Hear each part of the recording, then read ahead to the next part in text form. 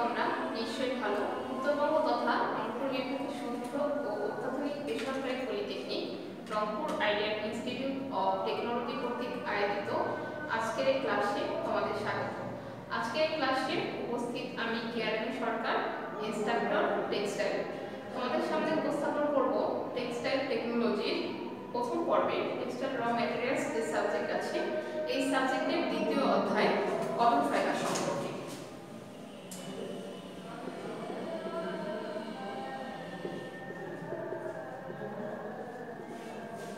Cotton fibre. তো তার আগে আমরা প্রথম যে লেকচারে তোমাদের জানাইছিলাম প্রথম অধ্যায় টেক্সটাইল কাঁচামাল সম্পর্কে, তো ওই অধ্যায় শেষে আমরা যা জানতে পারছি সেটা হচ্ছে টেক্সটাইল র ম্যাটেরিয়ালস কাকে বলে, তারপর টেক্সটাইল ফাইবারগুলো কি কি আলোচনা করো, তারপরে আমরা জেনে আসছি টেক্সটাইল ফাইবারের বৈশিষ্ট্যসমূহ কি কি আলোচনা করো, তারপর টেক্সটাইল ফাইবারের শ্রেণী বিভাগ লিখো এবং সর্বশেষ আমরা জানতে পারছি টেক্সটাইল ফাইবারের প্রাকৃতিক ও কৃত্রিম ফাইবারের মধ্যে পার্থক্য।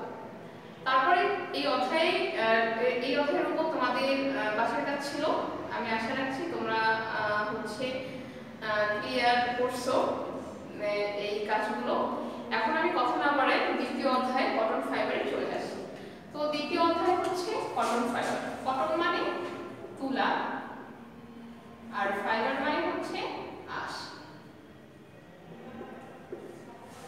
তুলার আঁশ বা তুলার কটন ফাইবার সম্পর্কে আমরা জেনে আসব। তো এই অধ্যায়ের শেষে আমরা যা জানতে পারবো তা হচ্ছে এই অধ্যায়ের আলোচ্য বিষয়গুলো হচ্ছে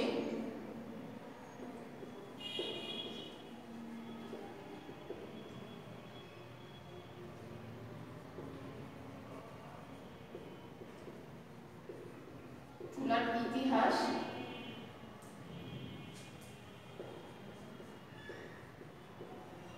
দুই নম্বর টপিক হচ্ছে তুলার চাষাবাদ প্রণালী,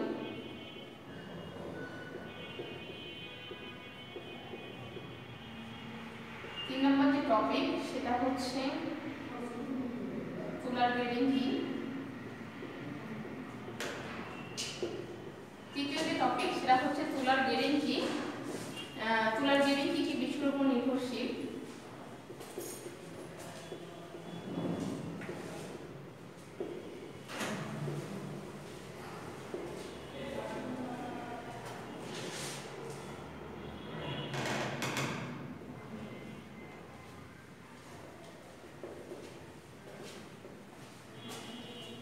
চার নম্বর যে টপিক সেই টপিক হচ্ছে তুলার বোটানিক্যাল নাম,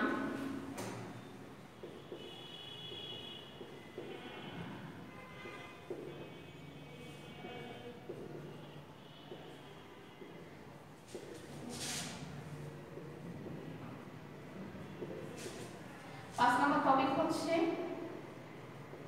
তুলার ত্রুটি সমূহ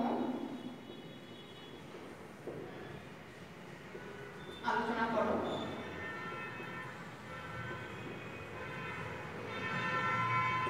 এবং সর্বোপরি আমরা এই অধ্যায়ে যে টপিক নিয়ে কথা বলবো সেটা হচ্ছে তুলার ব্যবহার।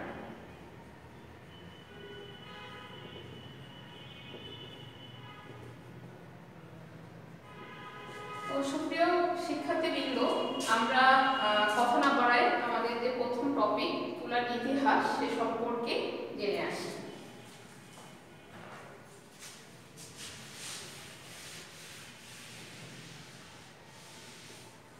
মেইনলি আমরা তুলার ইতিহাস যে জানবো, তুলার আঁশটা আমাদের যে আঁশ থেকে আমাদের আলফা ফাইবার, হ্যাঁ, এই ফাইবার থেকে সুতা হবে, সুতা থেকে কাপড় তৈরি করব।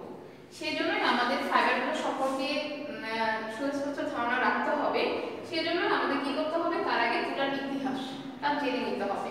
তো তুলার ইতিহাস হচ্ছে ঐতিহাসিকদের মতে তুলা কোথা থেকে শুরু হয়েছে বা কোন সময় থেকে শুরু হয়েছে তার সঠিক কোনো তথ্য পাওয়া যায়নি। তবে আরবি রেকর্ড থেকে জানা যায় 3500 বছর পূর্বে ভারতবর্ষে তুলার ব্যবহার ও এর প্রক্রিয়া শুরু হয়। তবে ঐতিহাসিকরা ধারণা করে যে ভূমধ্যসাগরীয় অঞ্চল তথা মিশরীয় অঞ্চলে অর্থাৎ আরব দেশগুলোতে তুলার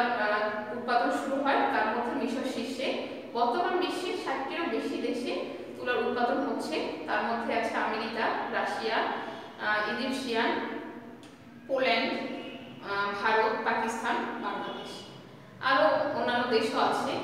তো গোটা বিশ্বে ব্যাপকভাবে তুলার উৎপাদন তখন থেকেই শুরু হয় যখন থেকে মানবজাতি জানতে পারলো যে যান্ত্রিকভাবে এই যে আঁশ আছে বা ফাইবার আছে, ফাইবার থেকে সুতা এবং সুতা থেকে কাপড় এবং ওই কাপড়ের উপরে রং বা ডাইকরণ প্রণালী, প্রিন্টিং প্রণালী এবং সর্বশেষ ফিনিশিং প্রক্রিয়া সম্পন্ন করা সম্ভব। তখন থেকে কি হয়, তুলার উৎপাদন ব্যাপকভাবে বৃদ্ধি পায়। তো আমাদের বাংলাদেশেও আদিকাল থেকে তুলার চাষ হয়ে আসছে।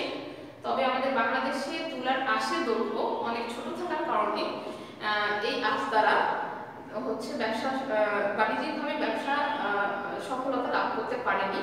তবে বর্তমানে বাংলাদেশে তুলার চাষ হচ্ছে এবং বাংলাদেশের যে বীজটা ইউজ করা হচ্ছে, ব্যবহার করা হচ্ছে, এটা হচ্ছে আমেরিকান প্রজাতি। অর্থাৎ আমেরিকা থেকে বাংলাদেশ তার তুলা উন্নয়ন বোর্ড কি করছে, আমেরিকা থেকে বীজটা সংগ্রহ করে ওই বীজ থেকে সংকর বীজ তৈরি করে সেই বীজ দ্বারা কি হচ্ছে বাংলাদেশের বিভিন্ন জায়গায় তুলা চাষ হচ্ছে ব্যাপকভাবে। এই হচ্ছে তুলার ইতিহাস। এখন আমরা জেনে আসবো বাণিজ্যিকভাবে বাংলাদেশে কিভাবে তুলার চাষ হয়। 2 নম্বর টপিক হচ্ছে তুলার চাষাবাদ প্রণালী।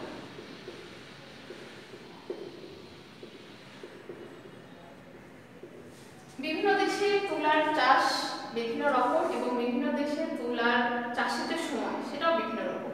তো আমাদের বাংলাদেশে বিশেষ করে রংপুর, দিনাজপুর যে অঞ্চল আছে এই অঞ্চলে বাণিজ্যিকভাবে তুলা চাষ হয় না। তবে তুলা উৎপাদনে সবচেয়ে বেশি হচ্ছে বাংলাদেশের তুলা চাষের জন্য সবচেয়ে সর্বোত্তম যে জেলা সেটা হচ্ছে যশোর।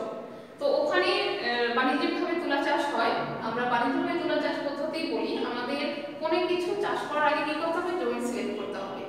আর আমাদের যে তুলাটা আমরা চাষ থেকে শুরু করে তুলার সংগ্রহ পর্যন্ত এই যে সময়, এটা হচ্ছে 5 থেকে 6 মাস সময় লাগে এবং হচ্ছে এটা শুরু হয় শ্রাবণ মাস থেকে ভাদ্র মাসের মাঝামাঝি সময়।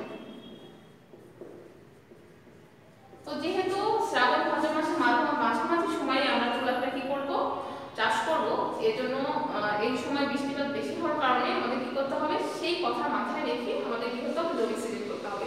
তো অবশ্যই আমরা কি করব, আগে জমি সিলেক্ট করব এবং জমি এমন জমি সিলেক্ট করতে হবে যেটা কি হবে, যেটা হচ্ছে অবশ্যই দোআঁশ হবে, দোআঁশ মাটির হতে হবে এবং মাটিটা যেন উঁচু হয়। যেহেতু এটা এই সময় অনেক বেশি বৃষ্টি হবে সেজন্য আমাদের উঁচু জমি সিলেক্ট করতে হবে, যেন বৃষ্টির সময় বৃষ্টির পানি যে জমির মধ্যে পানিটা আটকে থাকবে, এই পানিটা যেন 2 থেকে 3 ঘন্টার মধ্যে পানিটা কি হয়, জমি থেকে নিচে নেমে যায়।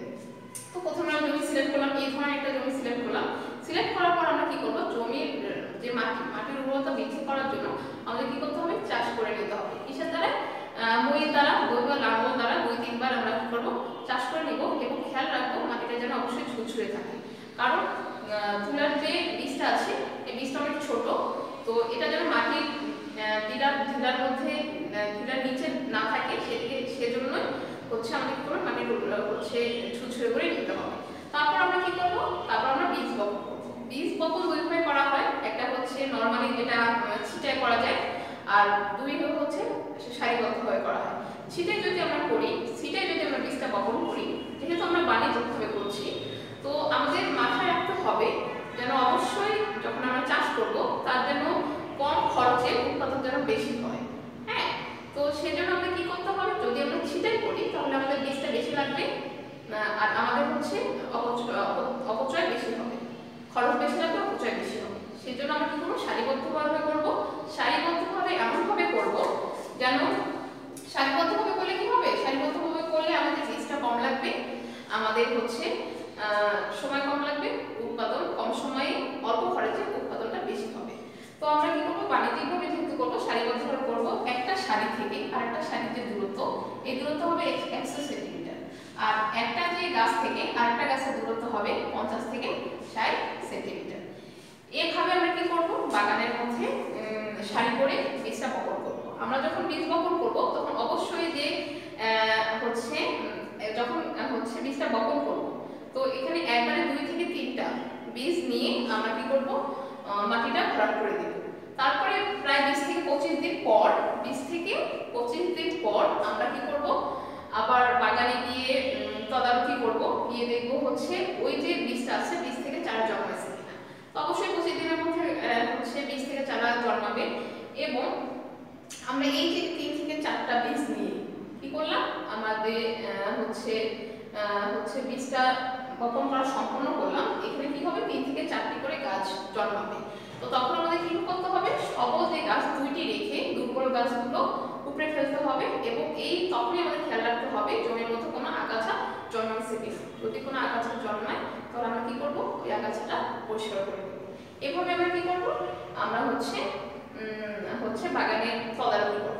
তারপরে প্রায় এর মাঝে প্রায় 45 দিন পর, 20 থেকে 25 দিনে আমরা কি করলাম, এখানে আগাছা ক্লিন করলাম এবং দেখলাম, হালকা করে নিলাম, গাছগুলোকে হালকা করে নিলাম। তারপরে প্রায় 30-35 দিনের মাথায় আমরা আবার যাব, গিয়ে দেখবো যদি আগাছা থাকে সেটা আমরা ক্লিন করে নিব। এবং যদি সার দেওয়ার প্রয়োজন হয় তাহলে সার প্রয়োগ করবো। সারটা এমনভাবে প্রয়োগ করবো যে যেহেতু চারা গাছটা অনেক ছোট থাকে এবং সবল না, খুব কচি, এজন্য আমাদের যদি সার দেওয়ার প্রয়োজন হয় তাহলে সারটা যেন গাছের নিচে হয়, গাছের উপরে পাতার মধ্যে যেন লেগে না থাকে।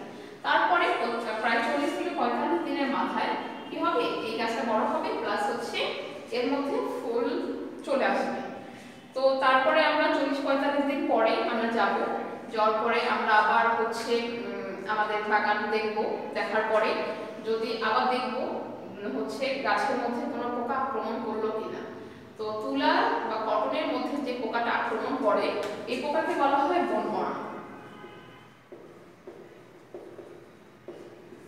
কি না, তুলা বা কটনের মধ্যে কি হলো, যে পোকাটা আক্রমণ করে এই পোকার নাম হচ্ছে বোনওয়ার্ম।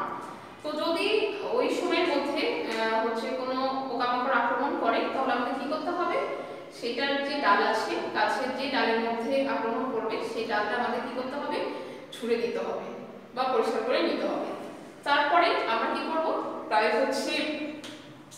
40-45 দিনের মধ্যে আমরা গেলাম, এগুলো করলাম, করার পরে তারপরে আমরা আবার যাব, বাসে আবার যাব। প্রায় 40-45 দিন পরে 60-65 দিনের মাথায় আবার যাব, গিয়ে দেখবো মাটির যে রস আছে কিনা। যদি মাটির রস না থাকে তাহলে আমরা কি করবো, হালকা সেচ দিব এবং আগাছা পরিষ্কার করবো। এবং সর্বশেষ আমরা কি করবো, সর্বশেষে আমরা ওয়েট করব কখন ওই ফুল থেকে ফল হয় এবং বা কটনের যে বোটা বা পট হয় ওই পটটা ফেটে কখন তুলা ঝরতে শুরু করে। তো আমাদের আমরা কি করলাম, আমরা চাষ করলাম, চাষ করার পর এখন ওই বাগান থেকে আমরা কি করবো, তুলাটা সংগ্রহ করবো। তো আমাদের কি হবে, তুলা ঘরে উঠানো বা সংগ্রহ প্রণালী আমরা বাগান থেকে তুলা সংগ্রহ করবো 3 বার। বাগান থেকে তুলা সংগ্রহ করবো 3 বার। প্রথমবার যখন করব তখন এমন দিন সিলেক্ট করব যেন ওই বাগানের যে ফলন, প্রায় 50% ফলন যেন আমরা প্রথমবারই কালেক্ট করতে পারি বা সংগ্রহ করতে পারি। তারপরে দ্বিতীয়বার যখন করব তখন ওই বাগান থেকে আমার ফলন যেন 30% আসে, ঠিক আছে।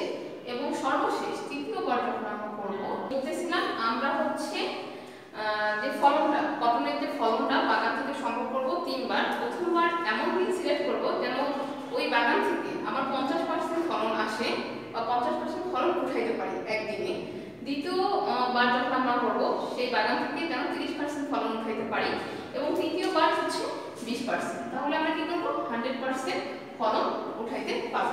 তো ফলন আমরা তুলা চাষ করলাম, সেখান থেকে আমরা তুলা বাগান থেকে নিলাম। নেওয়ার পরে আমরা কি করতে হবে, 3-4 দিন খোলা আকাশের নিচে আমাদের কি করতে হবে, ওই বাগানের মধ্যে রেখে দিতে হবে। তার কারণ তুলাটাকে শুকানোর জন্য। তারপরে ভালো মানের তুলা, মানে যেখানে তুলার মধ্যে কোনো অপদ্রব্য নাই সেই ধরনের তুলাকে আমরা কি করতে হবে, আলাদা করতে হবে। এবং নিম্নমানের তুলা ব্যতীত অন্যান্য যে অপদ্রব্যগুলো আছে, যেমন খড়, পাতা, শুকনো পাতা, তারপর ময়লা অপদ্রব্য, এগুলোকে এগুলোর মধ্যে যে এগুলো অপদ্রব্য যে তুলার মধ্যে আছে সেগুলোকে নিম্নভাবে দ্রব্যমূল্যের বলে বিবেচিত হয়, সেজন্য এগুলো আলাদা করে আমরা কি করব, মজুত করে রাখবো। এই হচ্ছে তুলার চাষাবাদ প্রণালী। এখন আমরা আসবো হচ্ছে এই অধ্যায়ে 3 নম্বর যে টপিক, 3 নম্বর টপিকের উপর।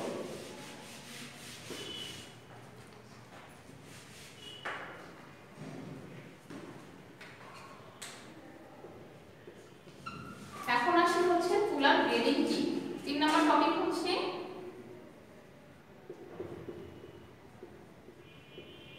তুলার গ্রেডিং কি।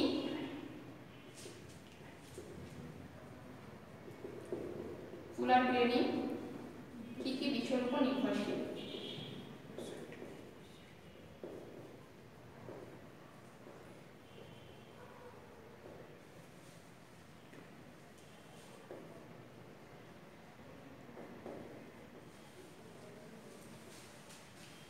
তুলার গ্রেডিং, তুলার গ্রেডিং হচ্ছে, তুলার গ্রেডিং মানে তুলার মানটা যাচাই, গ্রেডিং মানে হচ্ছে মান যাচাই।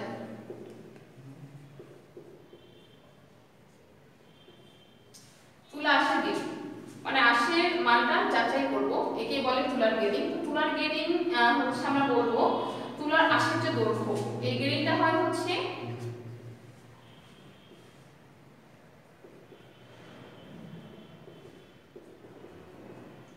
আঁশের দৈর্ঘ্য ও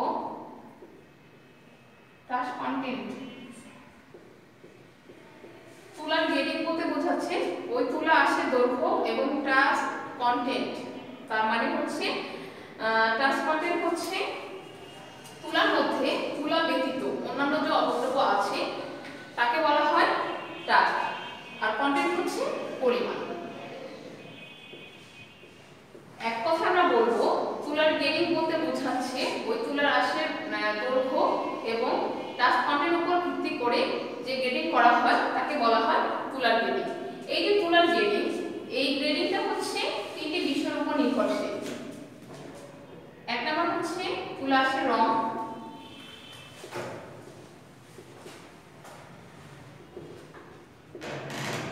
এক নম্বর হচ্ছে তুলা আঁশের রং, 2 নম্বর হচ্ছে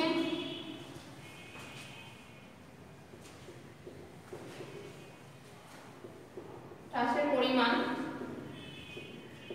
আর 3 নম্বর হচ্ছে প্রস্তুত প্রণালী।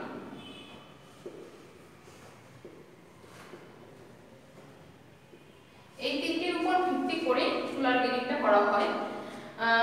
তুলার গ্রেডিং বিভিন্ন দেশে তুলার গ্রেডিং বিভিন্ন রকম, তো এখানে অনেকগুলো গ্রেডিং আছে। তার মধ্যে উল্লেখযোগ্য হচ্ছে আমেরিকান প্রজাতি, ইজিপশিয়ান, ভারতীয়। তো আমাদের বাংলাদেশে আমরা যে তুলাটা ইউজ করব, আমরা যে তুলাটা পাই এটা হচ্ছে আমেরিকান প্রজাতি। তো আমাদের বাংলাদেশে যে তুলার আঁশের দৈর্ঘ্য, এই দৈর্ঘ্যটা হচ্ছে 1 ইঞ্চি থেকে 1 থেকে 0.6 ইঞ্চি পর্যন্ত, এবং এই যে তুলার মধ্যে অবদ্রব্য পরিমাণও সন্তোষজনক। আমাদের বাংলাদেশে যেহেতু আমেরিকান প্রজাতিতে বীজ থেকে করা হয়, তো হচ্ছে এখান থেকে তুলার গ্রেডিংটা বিভিন্ন দেশে বিভিন্ন রকম যেহেতু, তো আমাদের হচ্ছে তুলার গ্রেডিংটা আমেরিকান পদ্ধতিতে অনেক বেশি ইম্পর্টেন্ট। তো তুলার আঁশের রং, তুলার আঁশের রং বলতে বোঝাচ্ছে তুলার আঁশের রং হচ্ছে আমাদের বাংলাদেশে তুলার আঁশের রংটা হচ্ছে সাদা। সাদা মানে ভালো মানের তুলা বলে আমরা জানি।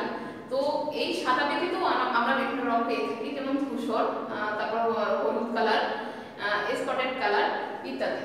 তো সাদা ব্যতীত অন্যান্য কালার হওয়ার কারণ হচ্ছে যদি আমরা নির্দিষ্ট সময়ের মধ্যে বাগান থেকে তুলাটা বাসায় না উঠাই সেটার জন্য হতে পারে, আবার হচ্ছে তুলার মধ্যে পোকামাকড় আক্রমণের কারণে তুলাটা সাদা থেকে হলুদ কালার হতে পারে, এবং অনেকদিন ধরে যদি আমরা তুলাটাকে কি করি, অযত্নে বাইরে রেখে দেই, তো হচ্ছে আবহাওয়ার কারণে আমাদের কি হবে, তুলার রংটা চেঞ্জ হতে পারে। এই হচ্ছে এই রঙের উপর ডিপেন্ড করে তুলার গ্রেডিংটা করা হয়। তারপরে করা হয় টাচের পরিমাণ, মানে অপদ্রব্যের পরিমাণ। অপদ্রব্যের পরিমাণ হচ্ছে তুলার মধ্যে অপদ্রব্যের পরিমাণ হচ্ছে 1 থেকে 15%। যে তুলার মধ্যে 1% অপদ্রব্য থাকবে সেটাকে আমরা কি করবো, ভালো মানের তুলা বলে বিবেচনা করব। সেখান থেকে আমরা সুতাও ভালো মানের পাবো, এবং পরবর্তীতে সুতা থেকে যে কাপড় হবে সেটা অনেক ভালো মানের বলে বিবেচিত হবে। তারপরে যে হচ্ছে 2% থেকে 15% যদি অপদ্রব্য থাকে তুলার মধ্যে, তাহলে আমরা কি করব, সেটাকে নিম্নমানের তুলা বলে বিবেচিত করব বা গণনা করব। এই যে ট্রাস্টের পরিমাণ, এই যে ট্রাস্টের পরিমাণটা নির্ণয় করা হয় মেশিনের মাধ্যমে। এটা হচ্ছে শার্লি অ্যানালাইজার যে মেশিন আছে, এই মেশিনের মাধ্যমে ট্রাস্টের পরিমাণটা আমরা নির্ণয় করব। তারপর আসছে প্রস্তুত প্রণালী।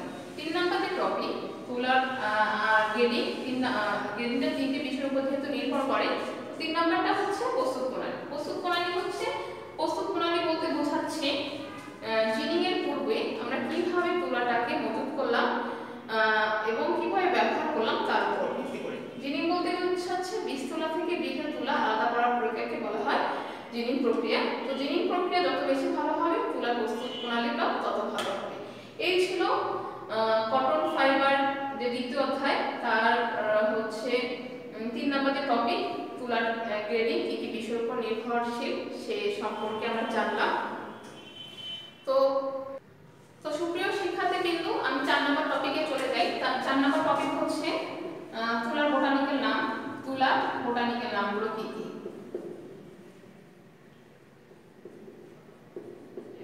নামগুলো হচ্ছে 4টি। 1 নম্বর হচ্ছে গসিপিয়াম,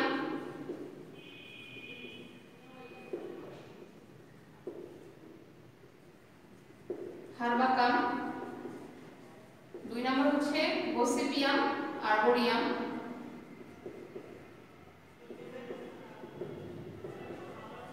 3 নম্বর যেটা গসিপিয়াম হিরসুটাম, এবং 4 নম্বর হচ্ছে গসিপিয়াম বারবারিয়ান্স। সুপ্রিয় শিক্ষার্থীবৃন্দ, আমাদের বোটানিক্যাল নামগুলো এগুলো, সেটা হচ্ছে গসিপিয়াম হারবাকাম, গসিপিয়াম আর্বোরিয়াম, গসিপিয়াম হিরসুটাম এবং গসিপিয়াম বারবারিয়ান্স। এখন আমরা জেনে আসব তুলার মধ্যে আমরা যখন তুলাটা চাষ করলাম তখন আমাদের কি ইফেক্ট হতে পারে কাঁচা তুলার ক্ষেত্রে। তো সেই ইফেক্টগুলো আমরা জেনে আসি।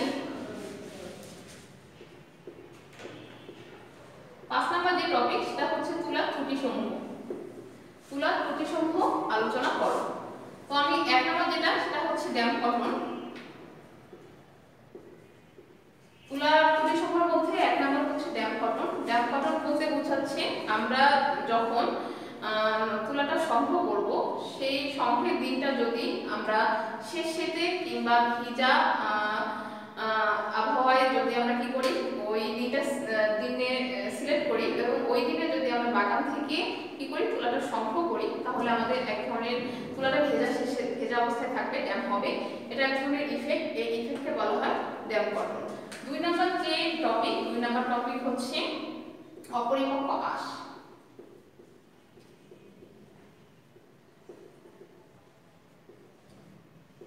অপরিপক্ক আঁশ বলতে বোঝাচ্ছে ইম্যাচিউর ফাইবার। তার মানে বাগান থেকে আমরা যখন বাগানে যে গাছ আছে, গাছ থেকে আমরা যখন তুলাটা সংগ্রহ করব, তো ওই গাছটা অনেক সময় ইম্যাচিউর থাকে। ওই গাছটা ইম্যাচিউর থাকে, গাছের যে ফলটা সেটাও আমরা ইম্যাচিউরই পাবো। এক কথায় পরিপক্ক হওয়ার আগে আমরা যদি কি করি, ওই গাছ থেকে তুলাটা সংগ্রহ করি, তাহলে কি হবে, এটা আমাদের দুর্বল থাকবে এবং ওই তুলা থেকে যে সুতা হবে সেটা হচ্ছে কি হবে, নিম্নমানের সুতা হবে। এবং পরবর্তীতে আমাদের পরবর্তী প্রক্রিয়ার জন্যই আমরা এত কিছু করছি, কাপড় তৈরি করার জন্য। তো কাপড়টা আমার নিম্নমানের হবে, যেটা কিনা এক ধরনের প্রবলেম। তো সেজন্য এটা হচ্ছে এক ধরনের ত্রুটি, এটা হচ্ছে অপরিপক্ক আঁশ। এজন্য আমাদের কি করতে হবে, পরিপক্ক হওয়ার পরে আমরা কি করতে হবে, গাছ থেকে তুলাটা সংগ্রহ করতে হবে। তো তুলার ত্রুটিগুলোর মধ্যে 3 নম্বর ত্রুটি হচ্ছে ডেড ফাইবার। ডেড ফাইবার হচ্ছে বলতে আমরা সেগুলোকে বোঝাচ্ছি বাগানের মধ্যে কিছু আঁশ যেমন আমরা ম্যাচিউর পাই, তেমন ইম্যাচিউরও পাই। তো তারপরে আবার আমরা একটু বেশি পরিপক্ক পাই। তো কি হবে, যদি আমরা বেশি পরিপক্ক হওয়ার পরে বাগান থেকে আঁশটা সংগ্রহ করি, তাহলে কি হবে, ওই আঁশের যে তুলার যে আঁশ আছে, ওই আঁশটা হচ্ছে ভালো মানের আঁশ আমরা পাবো না, গুচ্ছ গুচ্ছ আকৃতির পাবো। এটা এক ধরনের ইফেক্ট, এই ইফেক্টকে বলা হয় ডেড ফাইবার। এক কথায় পরিপক্ক হয়ে যাওয়ার পরে অনেকদিন পরে আমরা যদি কি করি, গাছ থেকে আঁশটা সংগ্রহ করি, এটা হচ্ছে সেখান থেকে আমরা যে আঁশটা পাবো সেটা হচ্ছে ডেড হবে, সেই জন্য এটাকে বলা হয় ডেড ফাইবার। 4 নম্বর যে টপিক, 4 নম্বর টপিক হচ্ছে কটনের রাস্ট। কটনের রাস্ট বলতে বোঝাচ্ছে বা হচ্ছে কটনে মরিচা পড়া, কটনে মরিচা পড়া বলতে বোঝাচ্ছে আমরা যখন বাগান থেকে তুলাটা সংগ্রহ করব, সংগ্রহ করার পর আমরা কি করতে হবে, তুলাটা আমাদের খোলা আকাশের নিচে রৌদ্রোজ্জ্বল দিনে 3 থেকে 4 দিন রেখে দিতে হবে। তো রাখার সময় আমাদের কি সতর্কতার সহিত রাখতে হবে। যদি আমরা সতর্কতার সহিত না রাখি তাহলে কি হবে, ওখানে যে মরা ঘাস আছে ওই ঘাসটা কি হবে, ওই তুলার সাথে লেগে যাবে এবং ঘাসের যে রংটা ওটা হচ্ছে তুলার মধ্যে ট্রান্সফার হবে। তো এটা এক ধরনের ইফেক্ট, এই ইফেক্টকে বলা হয় কটনে রাস্ট পড়া। তারপরে আমি আসি সেলুলোজ ডিগ্রেডেশন। 5 নাম্বার যে ত্রুটি, এই ত্রুটি হচ্ছে সেলুলোজ ডিগ্রেডেশন। সেলুলোজ ডিগ্রেডেশন বলতে বোঝাচ্ছে আমরা যে হচ্ছে গাছের মধ্যে যখন বাগানে গাছের মধ্যে যখন পোকামাকড় আক্রমণ করবে, ওই পোকামাকড় মারার জন্য বা নিধনের জন্য আমরা এক ধরনের কীটনাশক সার ইউজ করব। ওই সারের মাত্রা যদি বেশি হয় তাহলে কি হবে, হচ্ছে কটনের যে সেলুলোজ আছে সেলুলোজ নষ্ট হয়ে যায়। এটা এক ধরনের ইফেক্ট, এই ইফেক্টকে বলা হয় সেলুলোজ ডিগ্রেডেশন। তারপরে আমরা আসি হচ্ছে গ্রে মিলডিউ। গ্রে মিলডিউকে ফলস মিলডিউ বলা হয়। এটা হচ্ছে এক ধরনের ইফেক্ট। এই ইফেক্ট যে কারণে হয় সেটা হচ্ছে আমরা যেদিন তুলাটা সংগ্রহ করব সেটার হচ্ছে আবহাওয়ার উপর ডিপেন্ড করে। খারাপ আবহাওয়া হলে কিংবা খারাপ আবহাওয়া হলে কি হবে, তুলার মধ্যে হচ্ছে ব্যাকটেরিয়া আক্রমণ করতে পারে। এটা এক ধরনের ইফেক্ট। তুলার মধ্যে যদি ব্যাকটেরিয়া আক্রমণ করে তাহলে তুলার ত্রুটি হবে, এই ত্রুটিকে বলা হয় গ্রে মিলডিউ। ঠিক আছে, তো আমরা যেদিন তুলা সংগ্রহ করব সেদিন অবশ্যই আমাদের দ্বারা শুষ্ক আবহাওয়া হয়, সেই আবহাওয়া আমরা যদি তুলা সংগ্রহ করি তাহলে আমাদের তুলার মধ্যে ব্যাকটেরিয়া আক্রমণ করার সম্ভাবনা থাকবে না। এই হচ্ছে তুলার ত্রুটিগুলো। তুলার ত্রুটিগুলো সম্পর্কে আমি বললাম। আমি আশা রাখছি সুপ্রিয় শিক্ষার্থীবৃন্দ, আমি আশা রাখছি তোমরা এই টপিক সম্পর্কে সুস্পষ্ট ধারণা রাখবা যখন তোমরা এই ভিডিওটা দেখবা। তো তারপরে আমাদের জেনে নিতে হবে তুলার ব্যবহার সম্পর্কে। আমার এই অধ্যায়ের 6 নাম্বার বা সর্বশেষ যে টপিক সেটা হচ্ছে তুলার ব্যবহার। তুলার ব্যবহার লিখব।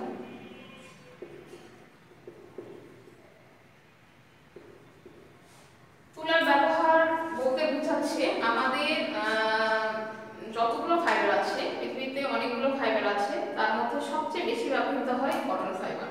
তার কারণ হচ্ছে কটন ফাইবার পরিধানে অনেক আরামদায়ক এবং এই ফাইবারের ময়েশ্চারিং আর্দ্রতা ধারণ ক্ষমতা অনেক বেশি থাকার কারণে অন্য যে কোনো ফাইবার তৈরি, অন্য যে কোনো হচ্ছে কাপড় তৈরি করতে গেলে বা সুতা তৈরি করতে গেলে এই আঁশটা দরকার পড়ে।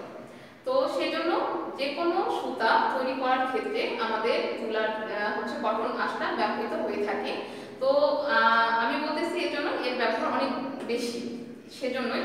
তো হচ্ছে গ্রীষ্মকালীন বিভিন্ন পোশাক, যেমন হচ্ছে ছেলে মেয়ে বাচ্চাদের সব ধরনের হচ্ছে লোকদের ক্ষেত্রে এই হচ্ছে কটন আঁশ থেকে যে সুতা তৈরি হয় সেই সুতা থেকে কাপড় তৈরি করা হয়।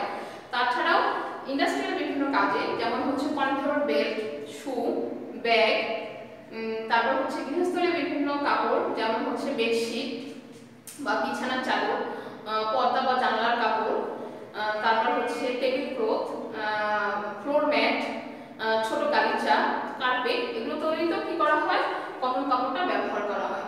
তাছাড়া ছেলে মেয়েদের বিভিন্ন ধরনের নিটেড কাপড় তৈরিতে কি করা হয়, এই ফাইবারটা ব্যবহার করা হয়। এই হচ্ছে তুলার ব্যবহার। সুপ্রিয় শিক্ষার্থীবৃন্দ, আমার এই অধ্যায়ের মূল টপিক সম্পর্কে বলা মোটামুটি শেষ। এখন আমি এই অধ্যায়ের উপর তোমাদের বাসার কাজ দেব। তো এই অধ্যায়ের উপর তোমাদের বাসার কাজ থাকবে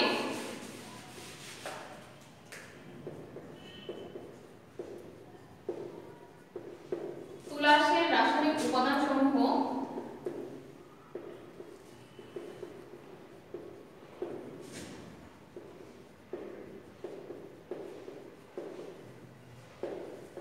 লিখো। তারপরে তুলা আঁশের ভৌত ও রাসায়নিক গুণাবলী লিখো।